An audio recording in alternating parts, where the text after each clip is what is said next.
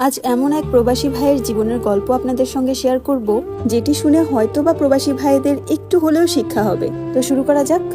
আমার নাম ইমন। আমি মালয়েশিয়াতে ওয়েল্ডিংয়ের কাজ করি। আমরা 3 ভাই 1 বোন। আমি সবার বড়। আমার 2 ভাই লেখাপড়া করে। বোনকেও বিয়ে দিয়ে দিছি। মোটামুটি পুরাটা সংসারের দায়িত্ব আমার উপরেই। 10 বছর হয় মালয়েশিয়াতে আছি।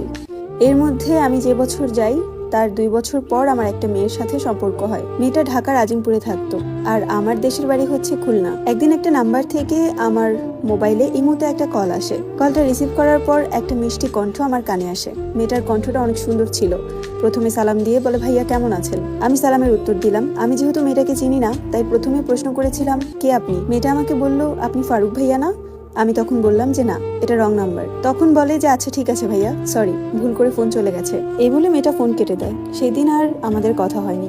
কিন্তু পরের দিন বাংলাদেশ সময় ঠিক 9টা বাজে সে আমাকে ফোন দেয়। আমি প্রথমে ধরিনি, কারণ আমি তো জানতাম এটা রং নাম্বার। 2-3 বার ফোন বাজার পর আমি রিসিভ করি। ওপাশ থেকে সালাম দিয়ে মেয়েটা বলে, কেমন আছেন? আমি সালামের উত্তর নিয়ে বলি, জি আলহামদুলিল্লাহ, ভালো। আপনি হঠাৎ ফোন দিলেন যে? মেয়েটা আমাকে বলে, জানেন আপনার কণ্ঠ শুনে আমার কাছে অনেক ভালো লেগেছে, তাই ভাবলাম আমরা যদি বন্ধু হই। আমি ভাই প্রবাসে একা থাকি।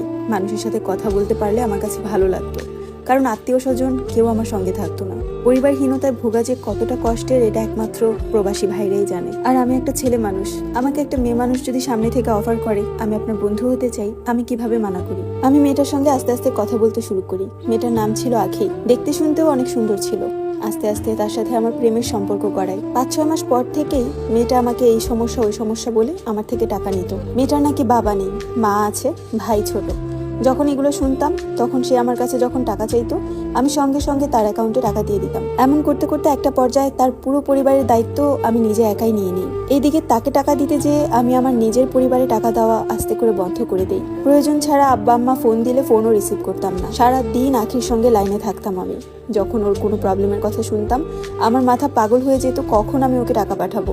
অথচ এদিক দিয়ে আমার বাবা অসুস্থ, হাসপাতালে যাওয়ার জন্য টাকার প্রয়োজন। আমার ভাই আমাকে ফোন দিয়ে জানিয়েছে, তারপরও আমি আমার বাবাকে টাকা দিইনি। তার বদলে আমার সেই মনের মানুষের মন খারাপের কথা শুনে আমি তাকে 5,000 টাকা শুধুমাত্র শপিং করার জন্য দেই। শুধু এটা না, তার বাসা ভাড়াও আমি 3 বছর একসঙ্গে চালিয়েছি। তার নিজের খরচ, তার মায়ের খরচ, ভাইয়ের খরচ, বাসা ভাড়া, খাবার দাবার সব কিছুই আমি দিতাম। একদিন তাকে আমি বলি, চলো আমরা বিয়ে করে ফেলি। সে আমাকে বলে যে ফোনে বিয়ে করব। আমি তার এই কথায় রাজি হয়ে যাই। এর মধ্যে আমি বাংলাদেশে ফিরতে চাই, কিন্তু সে আমাকে বলে যে আমাদের একটা ভবিষ্যৎ আছে, আরো কয়েকটা দিন পরে আসেন। মেয়েটার সঙ্গে আমার ফোনে বিয়ে হয়। সবসময় ভিডিও কলে কথা বলতাম। এইদিকে আমার ভাইয়ের লেখাপড়াও বন্ধ হয়ে যায় টাকা পয়সা কম দেওয়ার কারণে। আমার ভাইয়ের পড়ালেখার উপর থেকে মন উঠে যায়, কারণ পরীক্ষার ফি দিতে পারে না, টিউশন করে যে সেই টিচারের টাকা দিতে পারে না। সবকিছু মিলিয়ে সে একটা পর্যায়ে আমার সঙ্গে রাগ করে তার লেখাপড়ায় বন্ধ করে দেয়। আর এই দিক দিয়ে আমি আমার প্রেমিকার তালে পড়ে সেই দিকেও আর খেয়াল দিই না। 3 বছর পর আমি সিদ্ধান্ত নিই আমি বাংলাদেশে ফিরবো, এবং আমি আমার বউকে জানাই। আমার বউ আমাকে বলে যে এত তাড়াতাড়ি ফেরার দরকার নেই। যখন আমি বলি যে আমি একটা লম্বা ছুটি পাইছি, এই সময় আমি এখানে থেকে কি করব, আমাকে বাংলাদেশে ফিরতেই হবে, তখন তার সাথে আমার সেদিন রাতে অনেক বড় একটা ঝগড়া লাগে। পরের দিন থেকে তার ফোন বন্ধ। তার 2 দিন পরে আমার ফ্লাইট ছিল। যখন তার ফোন বন্ধ পাই, আমি ভাবলাম যে তাকে সারপ্রাইজ দিব। আমি বাংলাদেশে ফিরি তার 4 দিন পর। যখন বাংলাদেশে ফিরে তাকে ফোন দিই, তার ফোন তখনও বন্ধ। প্রায় 1 সপ্তাহ তার ফোন বন্ধ। তার বাড়ির ঠিকানা জানতাম, কিন্তু বাড়িটা কোথায় সেটা তো জানতাম না। আমি তার দেওয়া ঠিকানায় যাই, কিন্তু বাড়ি কোনটা চিনতাম না। তাই 3-4 ঘন্টা আমি সেখানে কাটাই, কিন্তু বাড়িঘর না চিনে পরে আমি আমার গ্রামে ফিরে যাই। আমি এই কয়দিনে তার পিছনে অনেক টাকা খরচ করেছি। বাড়িতে যাওয়ার পরেও আমি তাকে কয়েকদিন ফোন দিই, সে ফোন ধরে না, তার ফোন বন্ধ থাকে। তার মার নাম্বারে ফোন দিই, সেটা থেকেও আমাকে ব্লক করে রাখে। প্রায় বাড়িতে 1 সপ্তাহ থাকার পর তার ফোন থেকে আমার ফোনে একটা ফোন আসে। ফোন রিসিভ করার পর আমি যেটা শুনি, সেটা শোনার জন্য আমি মোটেও প্রস্তুত ছিলাম না। সে নাকি বিবাহিত, আর তার সঙ্গে যে আমার ফোনে বিয়েটা হয়েছে সেটাও একটা সাজানো নাটক ছিল। আমার জন্য সে কবুল বলেইনি। আর যে কাজীটা এনেছিল সেটাও একটা ভুয়া কাজী ছিল।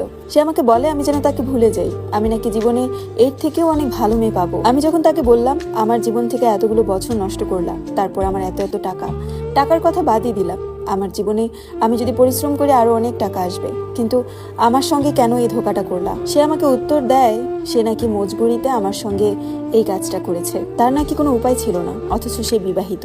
আমার তার প্রতি অনেক মায়া হয়। আমি চাইলেই ব্যাংকের কাগজপত্র নিয়ে আইনি সহায়তা নিতে পারতাম, তবে আমি নিব না। আমি দোয়া করি সে যেন ভালো থাকে। তবে আরেকটা কথাও বলতে চাই, আমার মতো ভুল কোনো প্রবাসী ভাই করবেন না। কোনো অজানা মানুষকে কখনো ফোনে বিয়ে করে বিশ্বাস করবেন না, বিশেষ করে মেয়েদেরকে তো নাই।